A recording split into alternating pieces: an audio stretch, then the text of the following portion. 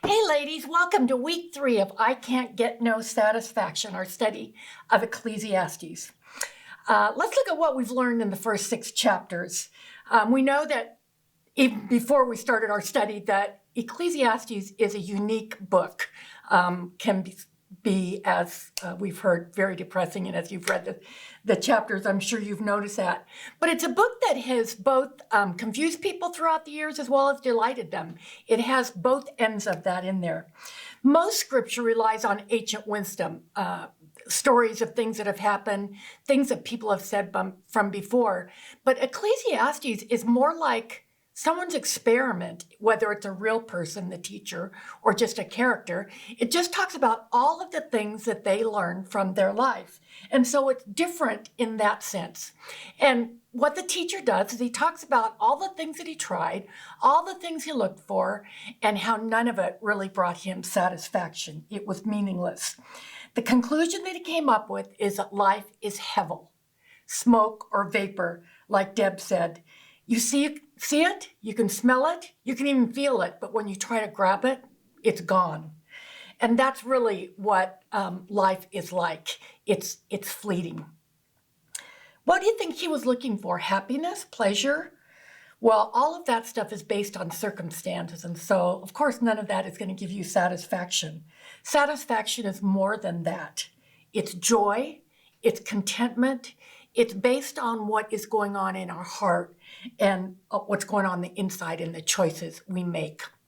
I came across a great quote by C.S. Lewis. It says, "He who has God and many other things has no more than he who has God alone."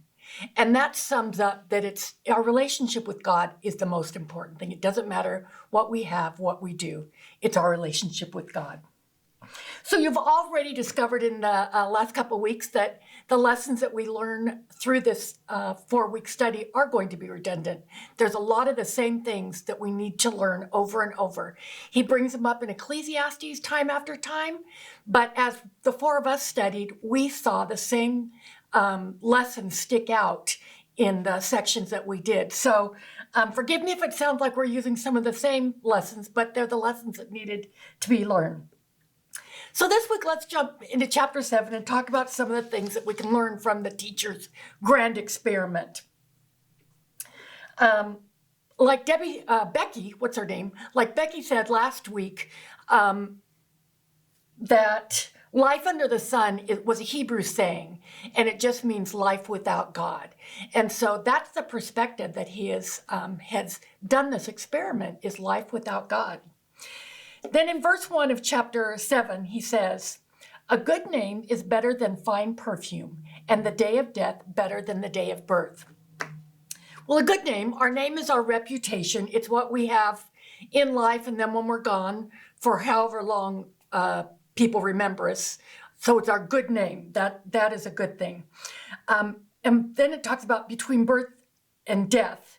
Well, these are the two most significant events in someone's life: the day you're born and the day you die. There are other ones in between, which I won't go into, but those are the 2 biggest days. Now, what does he mean when the day of death is bigger than the day of birth? My take on that is that is when you step into eternity. Your day of death is a day of the start of I guess not the rest of your life, because your life is over, but your life with God, all of the time, forever and ever, starts at that point. So in that way, I think that's what he's talking about. But why would he talk about death? We don't like to talk about death. It's a subject that's taboo, and we wonder why he would even bring it up. But the lesson here is not to be preoccupied with death, but like Becky mentioned, it's to accept the reality of it, to learn from it, and to live with the knowledge that it's going to happen. We'll be talking a little bit more about death later on, but I know, fun getting to talk about death. But for right now, let's just look about why this might be in this part of Ecclesiastes. I think it means that we need to live a life that's centered on reality, not centered on the pursuit of things, on pleasure, and things that don't last, but we need to acknowledge that death is a reality for every person that lives. We will all die. Every person that I know and love will die. It's just the way it is. I know it's not a happy thought, but it's true. Or the way the teacher put it, let's not get caught up in what's under the sun, but instead focus on what's above the sun or in the S-O-N, sun. Focus on the eternal things, eternal values. I can remember when I was young, I had 2 small children, and man, I thought, I don't want to die. Or even before that, I didn't want to die until I got married. And then I didn't want to die until I had kids. And then I didn't want to die until my kids were raised. And then I didn't want to die, and on and on and on. There was always there was something more that I wanted. But as I've lived my life and I've gained a few years, I've realized that God knows the times. He knows the time that I'm going to die. And everything that I get to do before that point is all that I need to do. Yeah, those are things that I would want. I would love to see my grandkids get married. I don't know if I'm going to be around for all of that. But it really helps us when we can live life with the knowledge of and the reality of that it is temporary. It's only going to last so long. We need to live each day with an eternal purpose. In the next section, the teacher uses the word better. Would living life with an eternal perspective make life better? Yes, definitely. It does mine. Otherwise, we're trapped in what do we get to do before that day? He uses the word better over 11 times in this chapter. He'll say things, this isn't perfect, but it's better if. So our first point today is wisdom makes life better. Seek wisdom. Yes, we talked about, especially last week, Becky talked about it, and Deb talked about it too, that wisdom didn't really change the teacher's, the outcomes of his lives. But I think here the author starts talking about ways that wisdom can make our life better. And I think that makes a difference in how we get to enjoy life as we live it. In chapter 1, verses 13 to 18, Deb talked about, I applied my mind to study and to explore by wisdom all that is done under the heavens. What a heavy burden God has laid on mankind. I have seen all the things that are done under the sun or without God, and all of them are meaningless, a chasing after the wind. So that's kind of the perspective that the teacher had. And what we've seen as we've gone through these chapters is that just having wisdom or knowing wisdom didn't help the teacher much. But to embrace wisdom, to embrace life itself along with the gifts that may come with it, to embrace wisdom is to know and to do. Like James talked about in the New Testament in James 1:22 to 25. Do not merely listen to the word and so deceive yourselves. Do what it says. Anyone who listens to the word and does not do what it says is like someone who looks in his face in a mirror and then after looking at himself goes away and immediately forget what he looks like. It's the same way with knowing wisdom but not acting wisely. So it's important to know that wisdom can make our life better, not just the knowledge of wisdom, but actually applying it to our life. I love how God's word teaches us that to gain wisdom by fearing the Lord and by studying his word. But I have to tell you, I have found myself in situations when I know the wise thing to do, but I choose not to do it. And generally, that turns out in sin. It's my choice, and I always, always, always regret it. Here's what the psalmist said in Psalm 90:12. He said, teach us to number our days that we may apply our hearts to wisdom.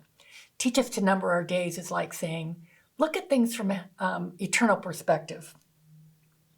Okay, so how does wisdom make life better? The teacher gives us some great examples, and I'm just going to run through some of these verses real quick. He says in chapter 7, 1-4, he says, sorrow is better than laughter. Well, we might think, why? Laughter's good. It lifts our spirits. It even helps us digest our food. But sorrow generally brings about a deeper change, where laughter is only temporary. It doesn't say that laughter is bad. It just says that sorrow's effects aren't as long-lasting. Another one in verses 5 and 6, rebuke is better than praise. That's because rebuke is harder to take than praise. It's easy for me to tell someone, good job, you did a good job. But I can tell you rebuke is often more honest than praise is. In Psalm 27, 5-6, it says, open rebuke is better than secret love.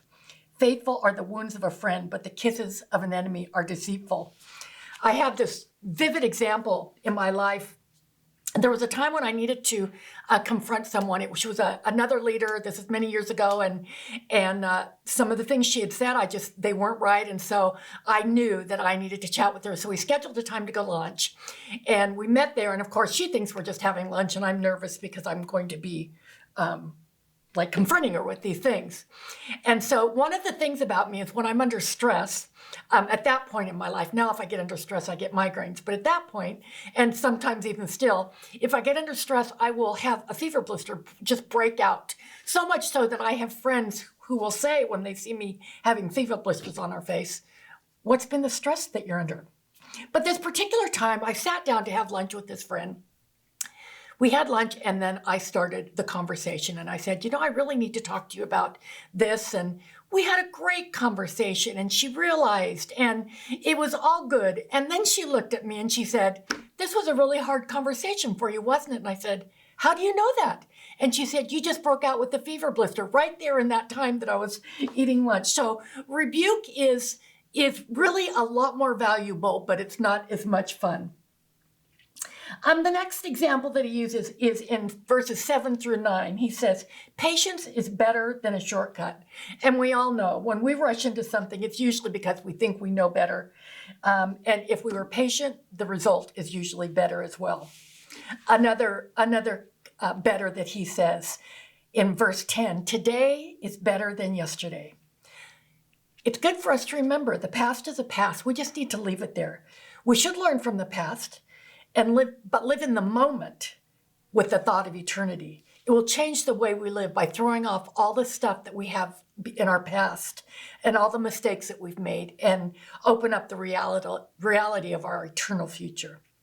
Wisdom just makes us better by helping us to see life more clearly.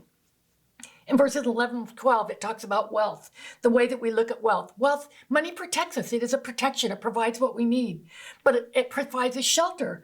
But wisdom also helps us, gives us a shelter and helps us help us to focus, wisely with our money without focusing on it or pursuing it. They're different things. Providence, wisdom helps us to know that God is in control.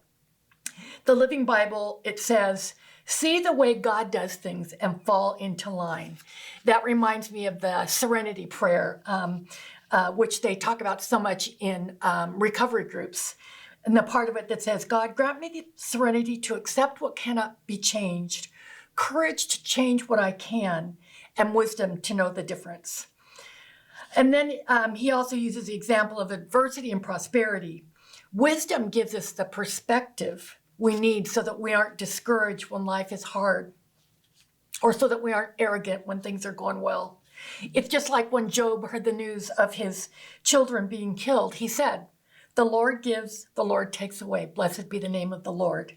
Or right after that, when his wife said, just curse God and die.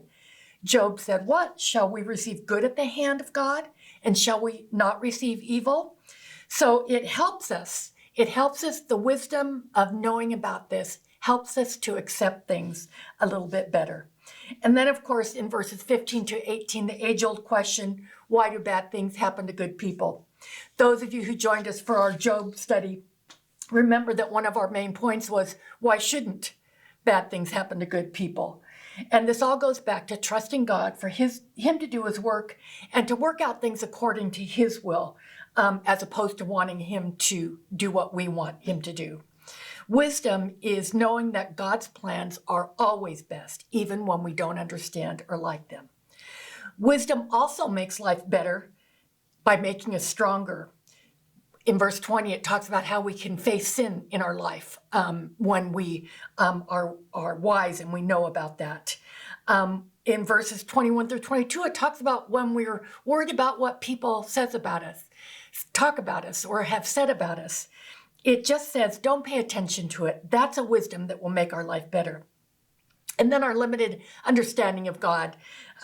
In so many verses, it talks about, the wisdom that says no one knows the mind of God. As Deb talked about in verse 3:11 in week 1, he has set eternity in our hearts. No one can fathom what God has done from beginning to end. Many of you have heard me say before that my firstborn son, Josh, he died 25 years ago. He was 19 and a half. And yes, it was hard, and I miss him.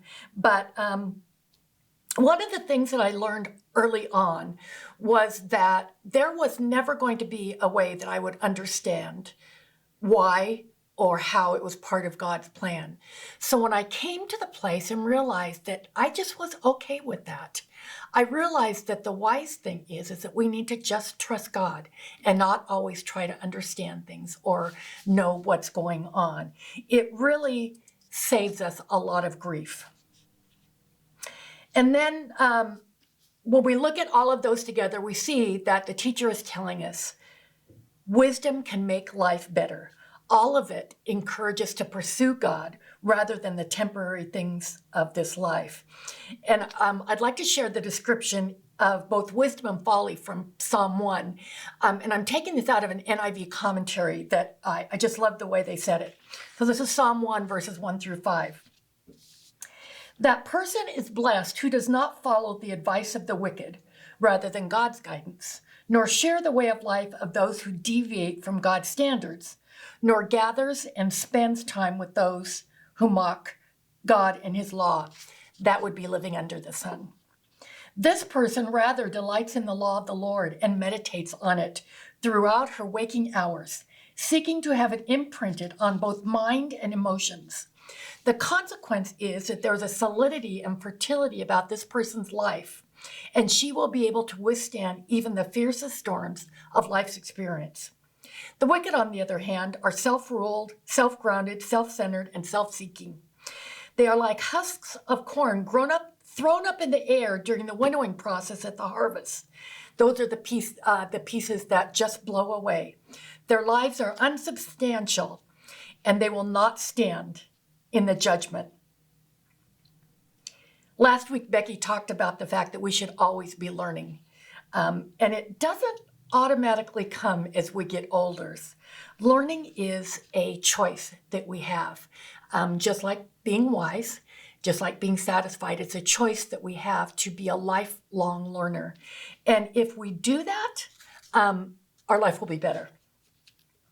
Now in chapter 8, we come face to face with the problem of evil, and he really talks a lot about this. Something else that we talked about in our study of Job. In fact, he said a couple times in Ecclesiastes that is it better to be not born at all than to just be born and die? Well, I think that God has us all planned out for a purpose. And so I believe that he does want us to have our time here on earth. There is a purpose for that. In fact, we have to be born first before we can be born again and enter into eternity. If we believe in a good and loving God, why is there so much evil in the world? And there's all kinds of ways that people try to explain it. But the good news is that we know the end of the story, something that the teacher wasn't able to know at that time. He didn't have access to what we have. And we have scripture, the whole New Testament, and Jesus came, and we just celebrated a few weeks ago the fact that he conquered death. And so we know how the story ends, and we know that it's so much better. We know that we can overcome, and we know that God wins. It might seem like God blesses the wicked and punishes the good if we look at things from an earthly perspective. But remember what we talked about earlier? If we view things from an eternal perspective, we recognize there is a lot that we don't know. The teacher basically concludes that the wicked will eventually be judged and the righteous will be rewarded. It takes the eternal perspective to remember that and the fact that the rest is under God's control. We don't always see that. In chapter 8, verses 16 through 18, we are reminded that only God knows everything. When I applied my mind to wisdom and to observe the labor that is done on earth, people getting no sleep day and night, then I saw all that God has done. And here it is. No one can comprehend what goes on under the sun. Despite all their efforts to search it out, no one can discover its meaning. Even if the wise claim they know, they cannot really comprehend it. And this is the mystery. God asks us to seek him, to fear him, to seek knowledge and seek wisdom as ways of knowing him better, and in faith to trust that he has it all under control, especially even when we don't understand. Okay, moving into chapter 9, the teacher summed up the first half of the chapter in verse 5, for the living know that they will die. Yeah, we're back on that death thing again. Point 2 is, death is the end of this life, but just the beginning of eternity. The teachers made it clear, we will all experience good and evil. We will all experience love and hate. We will experience misery with the results of folly. We will experience joy along with the effects of wisdom.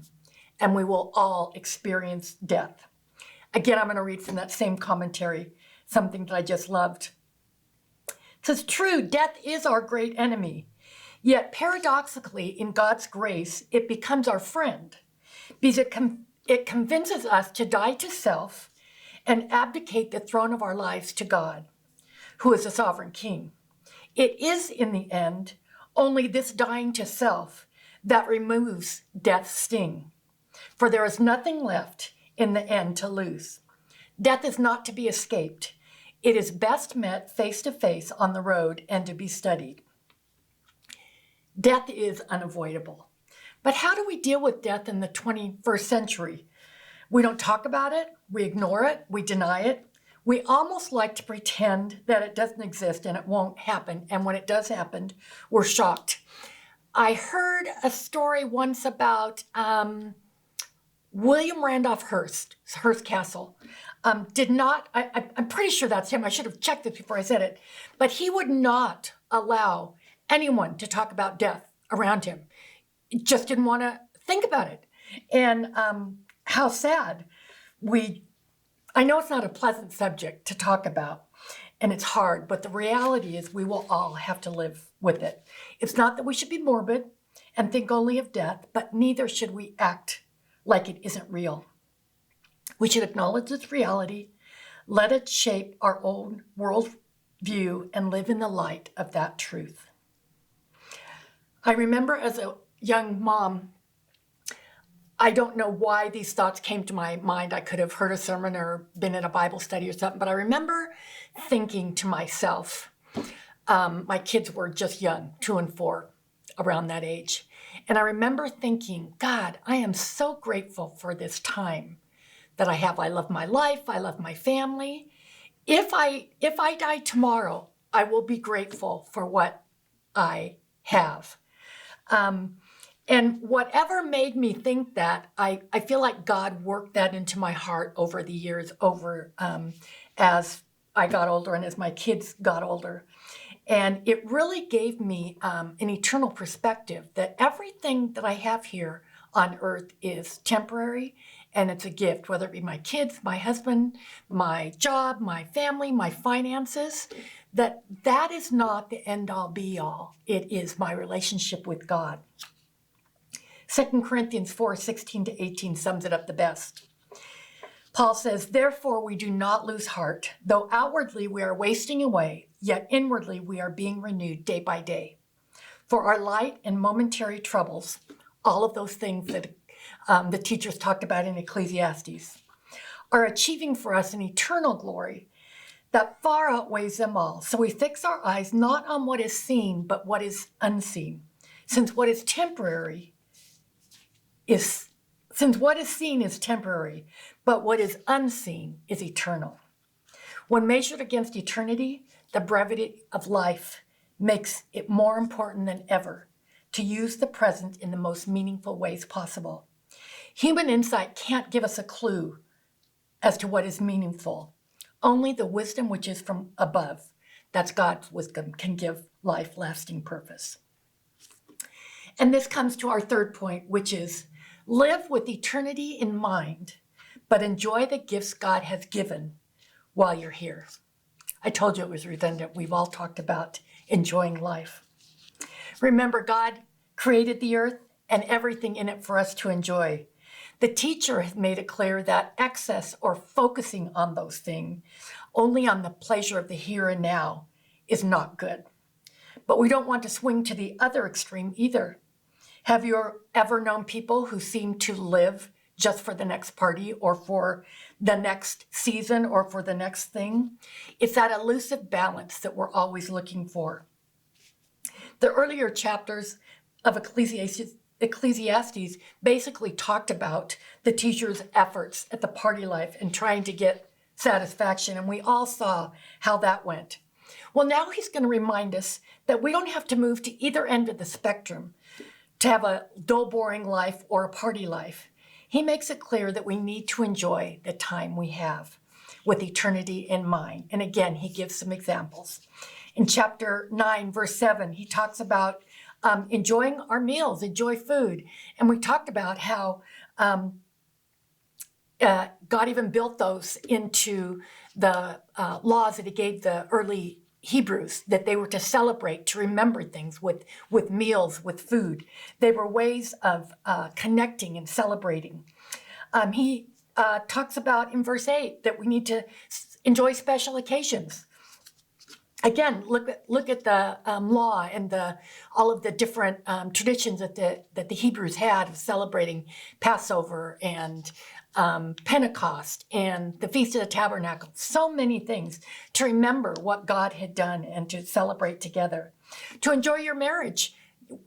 We get married and oftentimes we can be in a few years or more and can get bored, but it's a choice that we get to be grateful for what we have and to enjoy that. And I would encourage all of you women that are married, if you're feeling that way, like, it's just not what it used to be, choose to enjoy it and find a way to do that. And then another thing example he gives is to enjoy your work. I know someone who's worked at Disneyland is a family member of ours for like 30 years. No, more than that, 50 years. He's 73. He's still working at Disneyland. He used to, when he was a teenager, go over to Walt Disney's house and change the bulbs on his TV. So that tells you how long ago it was. He won't retire because he doesn't have anything else to do. His work is his whole life. And it's sad. You just can't be happy that way. Do you look at work as a curse or as an opportunity to be a steward of God? In the New Testament, again, it says in Colossians 3:17, whatever you do, work, play, anything, whether it's in word or deed, do it all in the name of Lord Jesus, giving thanks to God the Father through him. I thought of this, probably not a great example just because it's just kind of sad, but so my son Josh died when he was 19, and that was in February of his brother's senior year in high school.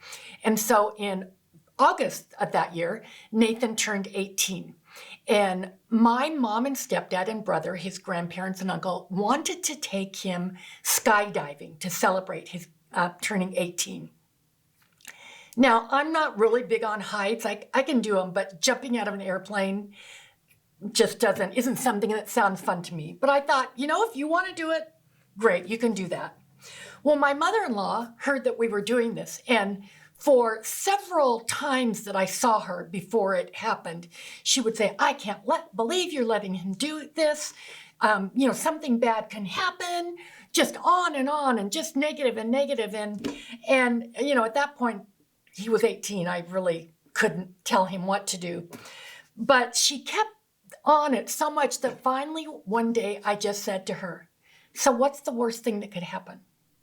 Well, it was obviously that he could die. And I said, and we know that we'll all be okay.